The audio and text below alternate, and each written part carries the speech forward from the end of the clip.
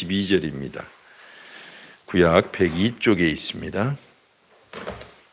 17절에서 22절까지 출애굽기 14장 17절에서 22절 한 목소리로 받들이겠습니다. 바로가 백성을 보낸 후에 블레셋 사람의 땅의 길은 가까울지라도 하나님이 그들을 그 길로 인도하지 아니하셨으니 이는 하나님이 말씀하시기를 이 백성이 전쟁을 하게 되면 마음을 돌이켜 애굽으로 돌아갈까 하셨습니다.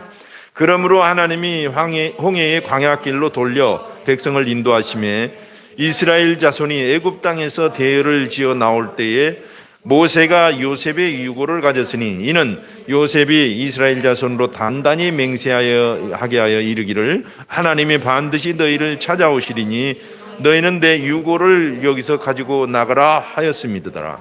그들이 숫곳을 떠나 광야 끝 에담의 장막을 치니 여호와께서 그들 앞에서 가시며 낮에는 구름 기둥으로 그들을 길을 인도하시고 밤에는 불 기둥을 그들에게 비추사 낮이나 밤이나 진행하게 하시니 낮에는 구름 기둥 밤에는 불 기둥이 백성 앞에서 떠나지 아니하시니라. 아멘. 출애굽기 13장 17절에서 22절까지의 말씀을 가지고 이상한 명령이라는 제목으로 여러분과 함께 은혜를 나눌까 합니다. 어느 임금이 한 신하를 불러서 이상한 명령을 내렸습니다. 이 우물물을 기르러서 저 밑 빠진 독에 가득히 채워라. 그런 거예요. 밑 빠진 독, 뻔히 알면서 밑 빠진 독에, 저 밑 빠진 독에 가득히 채워라. 그랬어요. 밑 빠진 독에는 물이 채워질 리가 없죠. 그렇지만 이 충성스러운 신하는 오직 임금의 명령만 생각하면서 밤을 낮삼아서 계속 길어서 그 독에 부었습니다. 끊임없이 부었어요. 결국은 우물 바닥이 드러나고 말았어요. 왜 임금은 이상한 명령을 내렸을까요? 궁금하시죠? 잠시 후에 말씀을 드리겠습니다.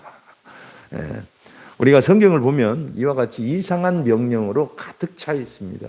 우리는 이해할 수 없는 이상한 명령, 밑도 끝도 없이 우리에게 주시는 명령.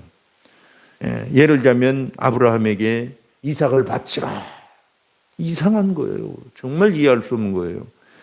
우리가 또 아는 나아만 장군에게 7번 요단강물에 몸을 담그라. 정말 이상했습니다.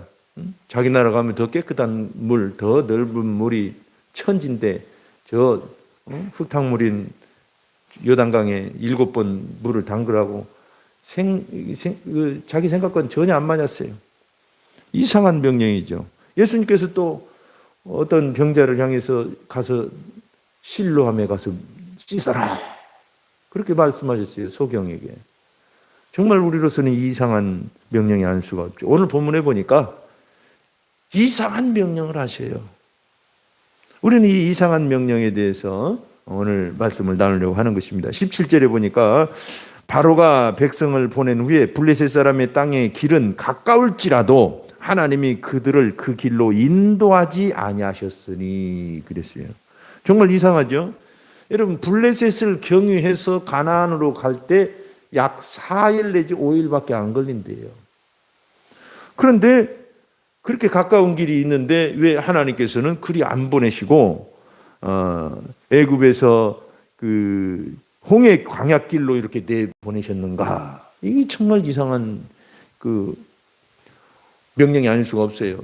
홍해 광야길을 거치면 거리로만 해도 4-5배가 더 멉니다. 그리고 이제 중간중간 하나님께서 하실 일이 있어서 이렇게 하는 걸 포함하면 훨씬 멀어지는 거예요. 왜 그런 이상한 명령을 내리셨을까요? 우리 생각 같으면 얼른 빨리 가나안으로 좀 도착하도록 하시지. 근데 실제로 애굽에서 블레셋을 통과해서 팔레스틴 그 위쪽으로 올라가는 길들은 애굽 왕조의 이 18대, 19대 왕조들이 아주 애용했던 길입니다. 그 길이 빠르니까. 근데 하나님 그 길을 가지 말라 하시는 거예요. 자, 이와 같이 우리가 꿈을 가지고 우리의 가나안 땅을 향해 나아갈 때 하나님께서는 이상한 명령을 하실 수 있다는 것을 꼭 기억해야 됩니다. 이상한 명령이에요. 맘먹고 신앙생활하면서 이 가나안 땅은 성경에서 우리 신앙에 어떻게 적용이 됩니까? 내가 일궈야 될 천국을 뜻하는 거예요. 내게 약속하신 젖과 꿀이 흐르는 땅을 뜻하는 것입니다. 우리 신앙생활은 결국은 그것을 위해서 살고 그것을 이루기 위해서 애를 쓰잖아요. 그래서 이 가나안 땅 맘먹고 신앙생활을 하면서 내 삶을 천국으로 일구려고 하는데, 우리가 복음에 외치는 것은 가정과 교회와 가정을 천국으로 일구는 곳, 내가 가는 곳마다 척박한 땅을 천국으로 일구는 것이 우리 신앙생활이라고 그랬습니다. 그렇게 뭐처럼 마음을 먹었는데 하나님은 이상한 명령을 내리실 수 있다는 것을 기억해야 돼요. 항상 그런 건 아시지만 때로는 여러분 경험 많이 하셨을 거예요. 저 도대체 이상한 명령이시오, 이해가 안 돼. 그래서 시험에 넘어가시는 경우도 있잖아요. 여러분 말고 그러기가 쉽다 이거예요. 그러니까 우리는 이 이상한 명령에 대해서 분명하게 해답을 찾아야 됩니다. 그렇지 않으면 하나님의 놀라운 은혜를 누릴 수 없을 뿐만 아니라 천국을 일구는데 매번 어려움을 겪을 수밖에 없는 것이에요. 자, 우리는 왜 하나님께서 먼 길을 돌게 하셨는가를 생각해 봐야 됩니다. 옛날에 사마천의 사기 항우 본기를 읽어볼 것 같으면 초나라 항우가 진나라와 이 거록에서 싸울 때 강을 건너온 배들을 다 불살라 버렸어요. 자기들이 타고 온 배를 다 불살라 버렸어요. 그리고 들고 온 솥과 시루 같은 걸 다 깨뜨려 버렸어요. 그렇게 항우가 명령을 내렸어요. 부하들은 이상한 명령을 수행할 수밖에 없었죠. 그리고 결국은 이 부하들은 타고 온 배를 타고 되돌아갈 수 없다는 것을 깨달은 것입니다. 되돌아갈 수 없고 이젠 죽기 살기로 싸워야 된다라는 생각을 하고 다짐을 한 거예요. 그래서 결국은 크게 이겼다더라, 그런 얘기입니다. 그래서 여기서 나온 사자성어가 파부침주입니다. 파부침주. 이것은 뭐냐면 밥 지을 솥을 깨뜨리고 돌아갈 때 타고 갈 배를 가라앉힌다, 이런 뜻입니다. 자, 여러분, 우리가 천국을 일구려면 하나님께서는 은혜를 주시되 완제품을 주시는 경우는 거의 없습니다. 다 우리에게 약속으로 주셔요. 근데 그 약속은 희미하고 아직 손에 안 잡혔어요. 그렇지만 우리가 어려움을 극복하고 그 약속을 기어이 천국으로 일궈내는 데 있어서 반드시 되돌아갈 수 없는 강을 건너야 돼요. 이것이 중요한 것입니다. 언제든지 어려우면 돌아가 버려. 언제든지 어려우면 배 타고 가버려. 그러면 소용이 없어요. 기어이 가나안에 가야 되는 것입니다. 이게 대단히 중요해요. 왜냐하면 저와 여러분 가운데 이 죄성 가운데는 과거로 회귀하려는 성능이 있기 때문에 그래요. 그 본성이. 우리는 죄성에는 뭐 자기 욕심도 있고 뭐 별게 다 있다고 그러잖아요. 근데 그 중에 하나가 과거로, 평안한 곳으로, 육체의 것으로 안 믿던 시절로 되돌아가려고 하는 그런 특징이 있다 이거예요. 이 죄성에는. 그래서 성경에 보면 바울의 제자들 중에는 세상으로 돌아간 사람들도 있었습니다. 또 가서 복음을 전하다 보면 할례나 이 율법을 지켜야 된다고 옛날처럼 막 그렇게 엉뚱한 소리 하는 사람도 있었습니다. 그래서 바울은 왜 너희가 성령으로 시작했다가 육체로 마치려고 하느냐, 다시 말해서 옛생활로 왜 돌아가려고 하느냐라고 책망한 거예요. 그렇게 해서는 하나님의 뜻을 이룰 수가 없기 때문입니다. 이와 같이 우리 죄성에는, 우리 옛사람에는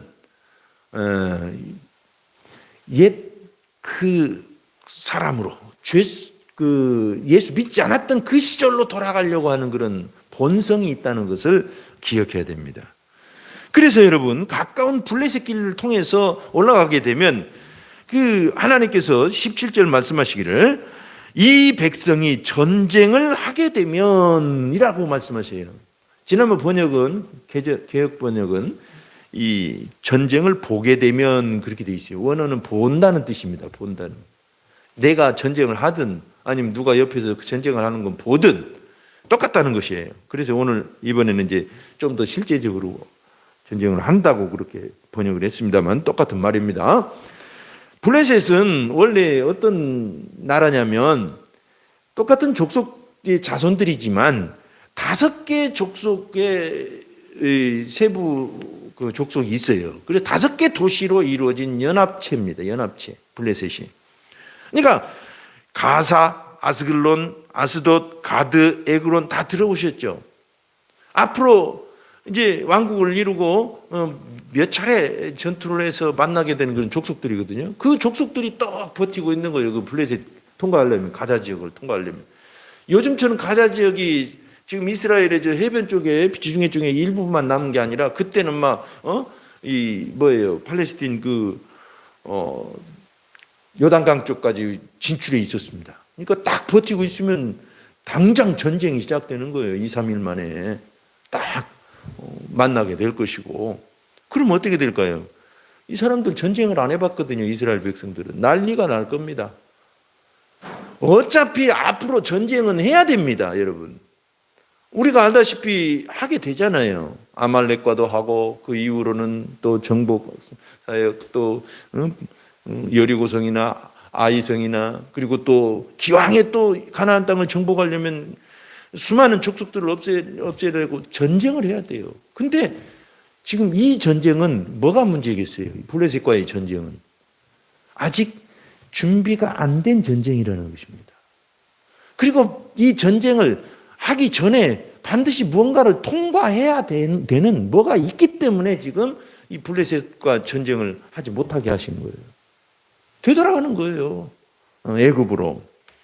그래서 분명히 이 17절에 말씀하시기를 이 전쟁을 보게 되면 마음을 돌이켜 애굽으로 돌아갈까 하셨습니다. 그랬어요.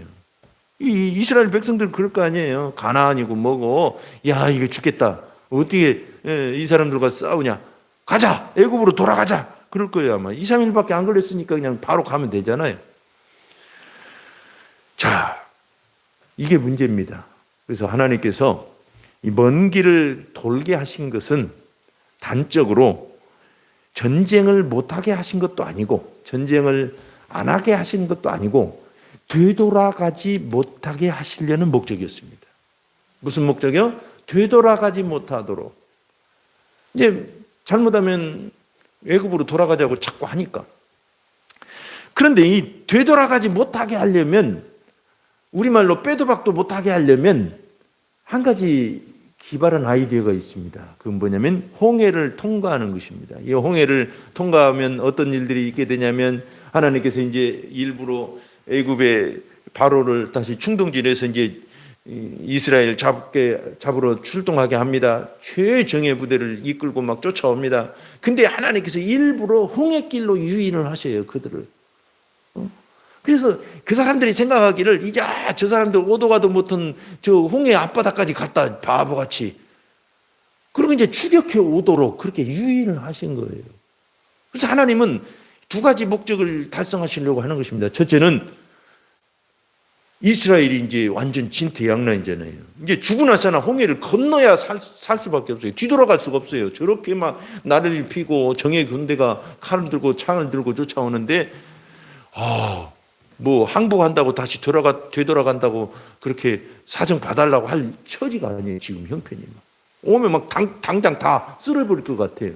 그러니까 이 사람들은 어떻게든지 건너가야 돼요. 되돌아갈 수 없게 만드는 거예요. 그리고 또 애굽의 상황을 가지고는 하나님께서 애굽 군대를 온전히 홍해에 전부 수장시키기를 하나님은 작정하신 것입니다. 하나님의 전략이었어요. 이 두 가지 전략을 위해서 홍해 앞까지 하나님께서 비아히롯까지 인도를 하신 것입니다. 이게 하나님의 전략이었습니다. 아마 이스라엘 사람들은 몰랐을 거예요. 건너고 나서 그때서 이제 깨달았을 것입니다. 나중에 이제 우리가 알지만 홍해를 건너고 나서는 어떻게 됐을까요? 애굽 정예 군대들이 다 죽고 바로도 죽었다고 그랬어요. 바로는 물에 빠져 죽은 게 아니고 다른 곳에서 죽었나 봐요.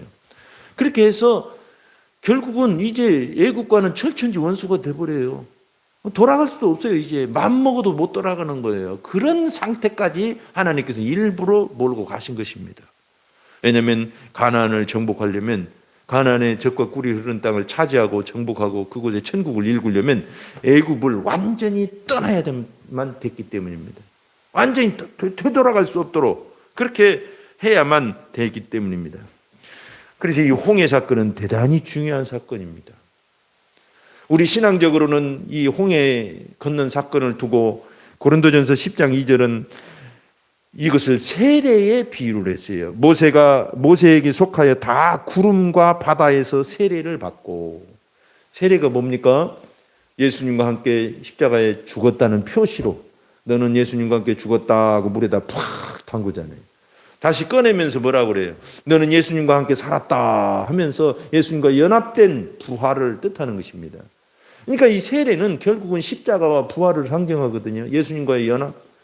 근데 앞서 유월절 어린 양 피도 십자가를 뜻한다고 그랬습니다. 근데 이 엄밀하게 말하면 이 홍해 사건도 이 십자가를 통과하는 일입니다. 그래서 홍해 사건은 세례고, 세례는 곧 십자가를 통과하는 일이었습니다. 우리 여러분 신앙인들이 젖과 꿀이 흐르는 땅을 차지하고 그곳에 천국을 일궈 가려면 여러분의 교회와 가정과 직장의 그 어려움들을 극복하고 여러분들이 이렇게 간절히 원하는 그런 하나님의 놀라운 은혜를 성취하려면 반드시 십자가를 통과해야 됩니다. 십자가를 통과하라는 건 뭘까요? 십자가는 애굽 군대의 끝이었습니다. 그것에 와서 끝장 본 거예요. 완전히 십자가는 무엇입니까? 우리의 죄와 저주와 옛사람이 끝장을 본 장소입니다. 세상이 끝장을 본 장소입니다. 그래서 여러분 십자가는 대단히 중요한 관문이에요. 이 십자가를 통과하지 못하면 거듭나지도 못할 뿐만 아니라 하나님 나라 가는데 두고두고 걸림돌이 되고 아예 못 들어갈 수도 없습니다. 그래서 우리 매일 십자가와 부활과 성령의 복음을 마음에 새기고 바라보는 것입니다. 이 십자가를 바라보면서 여러분의 죄의 문제를 해결하십시오. 이 십자가에 나와 함께 나를 대신해 나를 위해 죽으신 예수님을 생각하는 것입니다. 그러면 죄성을 이길 수가 있어요. 저주를 이길 수가 있습니다. 여러분의 질병과 문제를 극복할 수가 있습니다. 이게 십자가의 능력인 것입니다. 우리는 십자가가 존주를 아는데 왜 좋은지를 잘 모를 때가 있잖아요. 십자가는 능력이라고 말하는데 왜 능력인지를 모를 때가 있잖아요. 그것은 바로 죄와 저주를 깨뜨렸기 때문입니다. 십자가에 나를 위해 나를 대신해 나와 함께 죽으셨기 때문입니다. 십자가를 통해서 사단이 결정적으로 패배했기 때문입니다.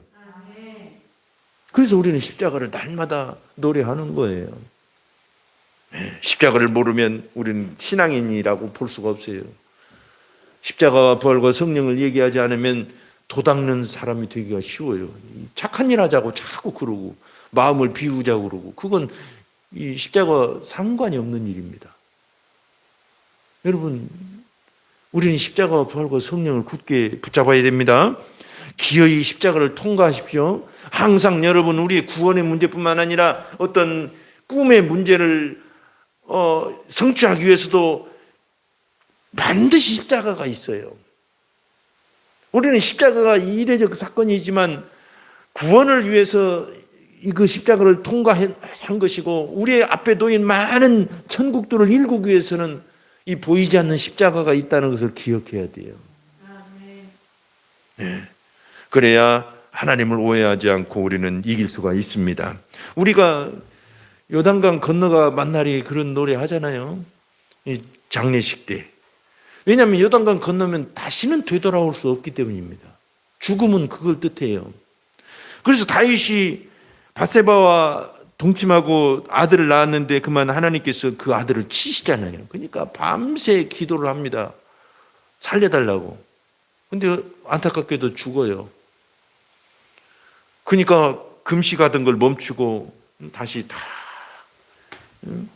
로션 바르고 얼굴 아무 일 없는 것처럼 툴툴 털고 일어나니까 신하들이 오히려 이상하게 생각했어요. 아니 어제까지만 해도 그렇게 괴로워하고 아무것도 안 잡수더니 오늘 이렇게 얼굴이 좋아지셨나요?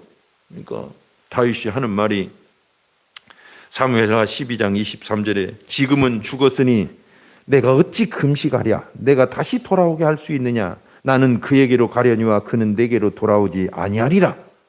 그렇게 하고는 모든 걸 떨쳐버리고 다시 새 출발을 합니다. 여러분, 죽음은 돌아올 수 없는 강을 건너는 것입니다. 그와 마찬가지로 십자가는 내가 십자가를 통과했다는 것은 이제는 세상으로 돌아갈 수 없는 그 길을 들어섰다고 믿는 것입니다. 그렇지 않으면 세상을 이길 수가 없어요. 나는 염려와 두려움을 십자가에 못 박았다 그러면 돌아올 수 없는 곳을 지금 통과한 것입니다. 염려와 두려움이 여러분을 사로잡지 못하도록 해야 됩니다. 채찍에 맞으심으로 우리가 구원을 입은 것처럼, 질병을 치유받고 나음을 입은 것처럼, 여러분 십자가가 이 놀라운 능력이 있고 은혜가 있다는 것을 항상 주장해야 됩니다. 그래서 누가복음 9장 62절에 예수님 말씀하십니다. 손에 쟁기를 잡고 뒤를 돌아보는 자는 하나님의 나라에 합당하지 아니하니라. 우리는 돌아갈 수 없는 그 문을 통과해야 됩니다. 그 길이, 그 문이 무엇이라고 그랬습니까? 바로 십자가입니다. 그럴 때 우리는 가나안 땅을 향해 거침없이 달려갈 수가 있는 것입니다. 자, 그런데 돌고 돌아도 꼭 마음에 꿈을 간직해야 돼요. 이것이 중요합니다. 우리 속담에도 자빠진 김에 쉬어간다 그런 말이 있어요. 요즘같이 경기가 어렵고 힘들면 비수기 때는 반드시 그 비수기는 수요가 적기 때문에 비수기가 찾아온 게 아니라고 어떤 전문가는 얘기하더라고요.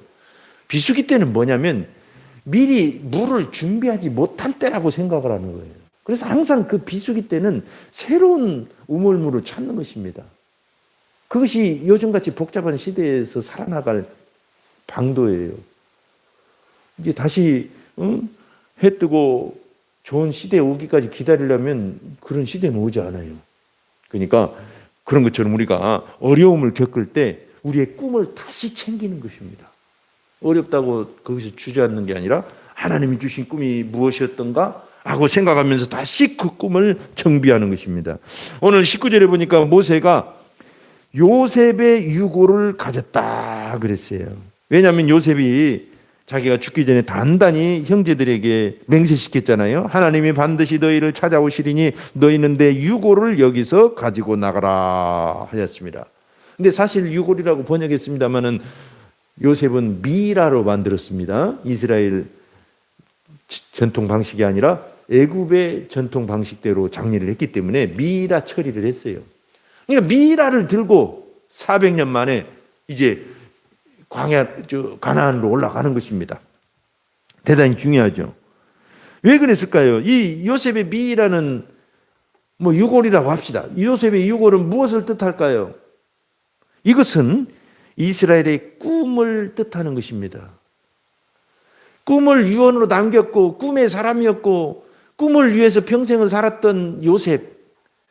모든 사람이 다 꿈을 이뤘을 때 혼자 그 꿈을 부여잡고 기어이 이스라엘 민족의 맥을 이어갔던 요셉. 그래서 요셉의 이 유골은 보통 유골이 아닙니다. 그래서 이스라엘 사람들이 광야를 통과해서 애굽으로 가나안 땅으로 가기까지 하나님이 명령하신 법궤와 성막과 그리고 요셉의 유골을 가져갔던 것입니다.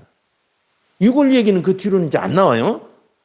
왜냐하면 더 중요한 건 하나님과의 관계, 성막, 이 법궤가 중요하기 때문에. 그렇지만 이 유골을 생각하면 이것은 하나의 꿈의 깃발인 거예요. 이 유골을 누가 어떤 지파가 담당했는지 모르지 기록되지 않았습니다. 그러나 이 유골을 함께 대동하고 올라갔다는 것은 꿈을 간직했다는 것입니다. 그리고 하나님께서는 꿈을 간직하라는 거예요, 우리에게. 요셉은 별명이 꿈의 사람이 꿈꾸는 자잖아요. 여러분 어려울 때일수록 모세처럼 꿈을 챙기시길 바랍니다. 다 죽어빠지고 썩어빠진 유골이야 무슨 상관이 있어? 400년 전 사람이야? 아닙니다. 주님이 주신 꿈은 천년, 2000년 영원히 가는 것입니다. 여러분에게 주신 고유한 꿈이 있어요. 그 꿈을 부여잡아야 됩니다. 상황이 전혀 기약이 없고 지금 우리가 광야를 떠났지만 가나안 땅에 도착하면 그 사람들이 순순히 그 땅을 내어줄 것 같은가? 방 빼줄 것 같은가? 아니거든요. 그러나 꿈을 가지고 요셉의 유고를 들고 출발을 하는 것입니다. 여러분 마찬가지입니다. 우리에게 상황이 좋아서 꿈을 꾸면 그건 꿈이 아니에요. 하나님의 약속이 있기 때문에 꿈을 꾸어야 그 꿈이 진짜 꿈인 것입니다. 상황은 중요하지 않아요. 참고는 해야 돼요. 그러나 상황 때문에, 돈 때문에 꿈을 이루지 못한다? 그러면 안 되는 거예요. 여러분, 하나님의 꿈은 반드시 이루어집니다. 아브라함은 이 꿈을 위해서 25년을 기다렸습니다. 그 중간에 인간적인 노력을 많이 했지만 다 헛되이 돌아가고 문제만 일으키고 결국은 하나님이 주신 그 꿈을 찾았을 때 일이 시작되기 시작했어요. 그래서 하박국 2장 3절에 이 묵시는 정한 때가 있나니 그 종말이 속히 이르겠고 결코 거짓되지 아니하리라. 비록 더딜지라도 기다리라. 지체되지 않고 반드시 응하리라. 성령님은 꿈의 하나님이십니다. 꿈의 영이세요. 그래서 여러분에게 꿈을 주셨고 그 꿈을 인도해 가실 것입니다. 그래서 상황이 어려울수록 꿈을 붙잡으시길 바랍니다. 로마서 8장 24절에 우리가 소망으로 구원을 얻었음에 보이는 소망이 소망이 아니니 보는 것을 누가 바라리요. 상황이 어려울 때 어떻게 하라고요? 돌고 돈다. 도대체 알 수가 없다. 이상한 명령이다. 참 하나님 왜 그러시지 할 때 꿈을 잘 챙겨야 됩니다. 끝으로 어떻게 해야 되느냐? 이상한 명령을 받았을 때 첫 번째는 뭐라고 그랬습니까? 그 목적을 알으라고 그랬어요. 반드시 십자가를 통과해야 됩니다. 두 번째로는 꿈을 간직해야 돼요. 세 번째로는 이 이상한 명령을 받았을 때 돌고 돌으라고 가까운 길로 인도하지 않고 왜 그렇게 나를 먼 길로 가게 하느냐, 시간 걸리게 하느냐. 그것은 그때마다 우리는 꿈을 생각하고 선명한 말씀을 붙잡아야 됩니다. 이게 대단히 중요해요. 여러분 운전을 해보신 분들은 알 겁니다. 밤이나 또는 안개가 낀 때는 절대적으로 이 도로 표지판이 중요해요. 도로 표지판을 다 헤드라이트로 비치면 반사가 되잖아요. 야광으로. 선명해야 돼요. 힘을 끄리하게 하고 고장나고 다 거들난 거 해놓으면 안 돼요. 왜냐하면 길이 분명하지 않으니까 도로 표지판이라도 분명해야 되는 것입니다. 이 도로 표지판이 뭘까요? 신앙에서는 하나님의 말씀인 것입니다. 상황이 어려울 때일수록 우리는 하나님의 말씀을 붙잡아야 되는 것입니다. 이게 대단히 중요해요. 20절에 보니까 그들이 숫곳을 떠나 광야 끝 에담에 장막을 치니 여호와께서 그들 앞에서 가시며 낮에는 구름 기둥으로 그들을 인도하시고 길을 인도하시고 밤에는 불 기둥으로 그들에게 비추사 밤이나 낮이나 진행하게 하시니 낮에는 구름 기둥 밤에는 불 기둥이 백성 앞에서 떠나지 아니하니라. 밤이든 낮이든 언제든지 하나님이 떠나라고 하실 때는 떠나야 되거든요. 그런데 표지가 있어야 되잖아요. 그 표지로 구름 기둥과 이 불 기둥을 주셨다는 것입니다. 어떤 사람은 그렇게 말합니다. 낮에는 왜 구름 기둥으로 해주셨을까요? 그것은 더우니까 냉방용으로 그렇게 주셨다.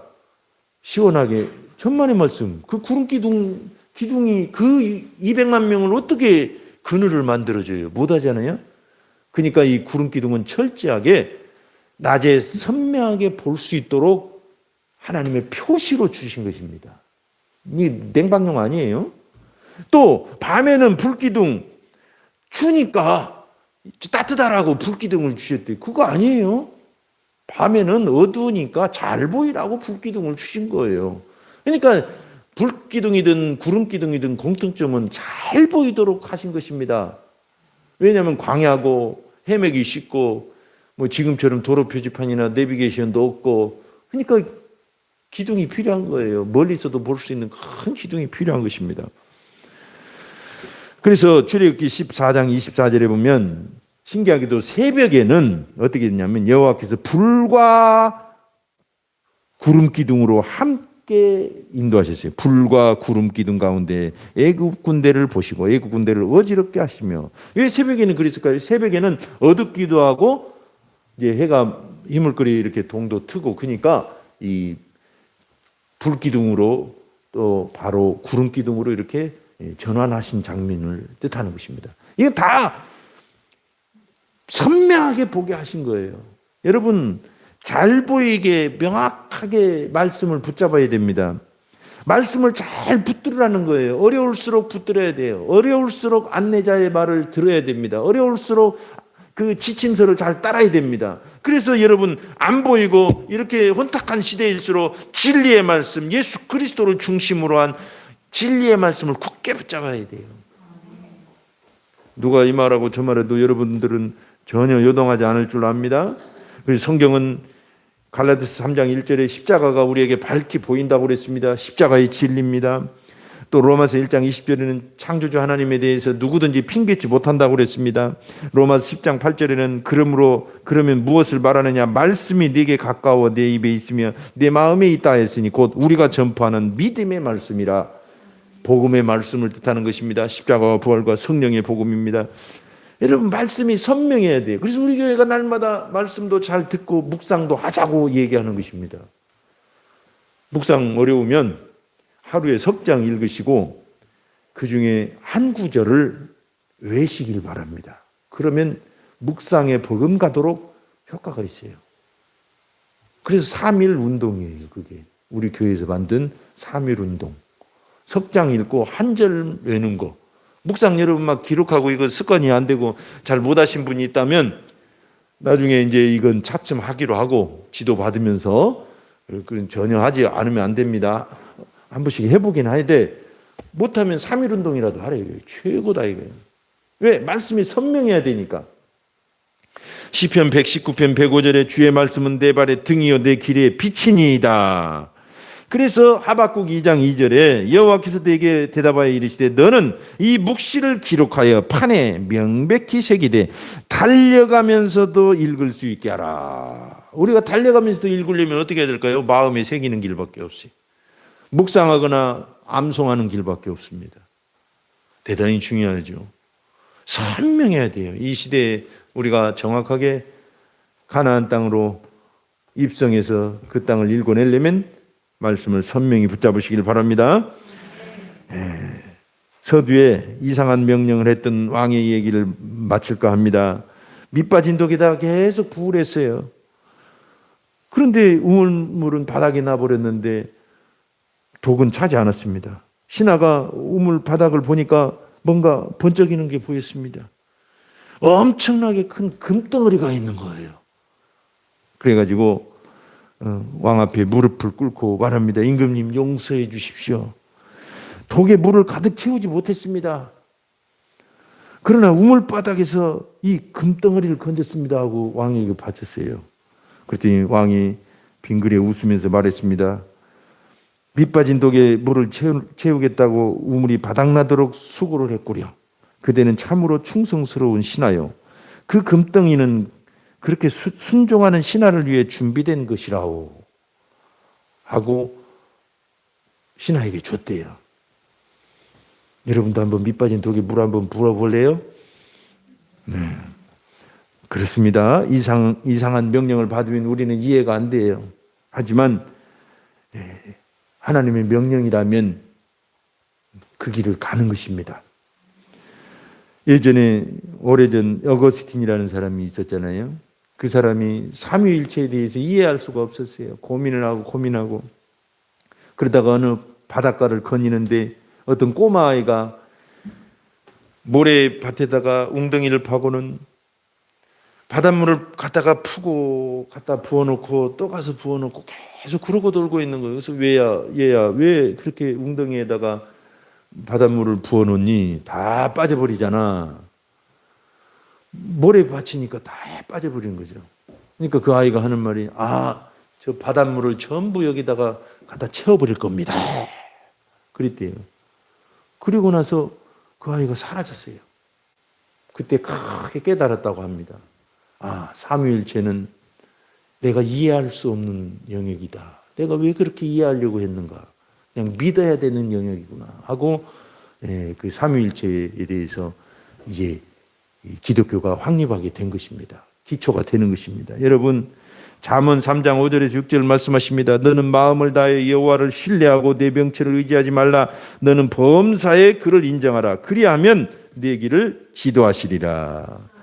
이 시간 기도합니다. 하나님은 때때로 우리가 가나안 땅을 가는데 이상한 명령을 내리십니다. 그럴 때 우리는 오늘 말씀처럼 돌아갈 수 없는 그 길을 들어섰다는 걸 직감해야 됩니다.